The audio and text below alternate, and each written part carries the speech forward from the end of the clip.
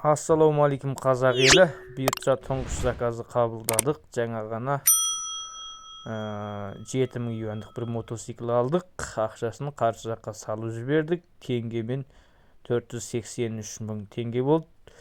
Себебі қазір 1 юан 69 теңге болып тұр екен. Делдалдар арқылы алдық. Біз теңгені тікелей сала алмайтындығымыз себепті. Айтайын дегенім бұл мотоциклдер контейнермен келеді екен. Бір контейнер тауар жайшылықта 30-40 күнде толып Қытайдан Қазақстанға жетеді екен. Соның үшін мотоциклдің бағасы тиімді. Дәл қазір сезон. Қыста мүмкін мотоцикл арзан болып отыр. Көктемге қарай Қазақстанда да Қытайда да мотоцикл қымбаттап кетуі мүмкін. Бұл жорамал. Ал енді маған бұдан ешқандай келіп кетер жоқ. Просто мен Қытайда туылдып, Қытайдан келгендігім себепті Қытайдан мотоцикл сататын адамдан және тауарды берғылай жөткейтін, туған інім тауар жөткейтін серіктікте істейтіндігінен пайдаланып, қазағыма бір тамшы болса да пайдам тиісін деген оймен алдырып атырмын. Жаңағы талонды көрдіңіздер. Маған мото алушы 483 мың теңге салып берді Каспиймен. Мен оны делдалға бердім. Делдал оны 7000 юанды қарсы жақтағы ініме табыстады.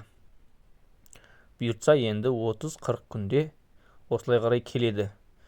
Мотоциклдің Үрімжіден Қазақстанға дейін кіре ақысымен өзі 6800 болған. Ол мотоциклді ішкі Қытайдан Үрімжіге жеткізу үшін де 200 юан кетеді екен. Сонымен 7000 юанға сындырылып жаңағы мотоциклді осылай қарай алдық.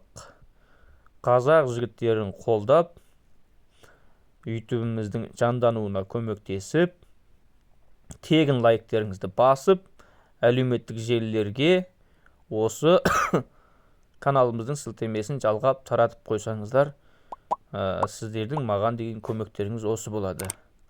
Бұйыртса мен ойлаймын, мен бұл тауар алуым тек бұл басы ғана. Бұйыртса әлі талай кісілерге, әлі талай мұқтаж кісілерге менің көмегім тиеді деп ойлаймын.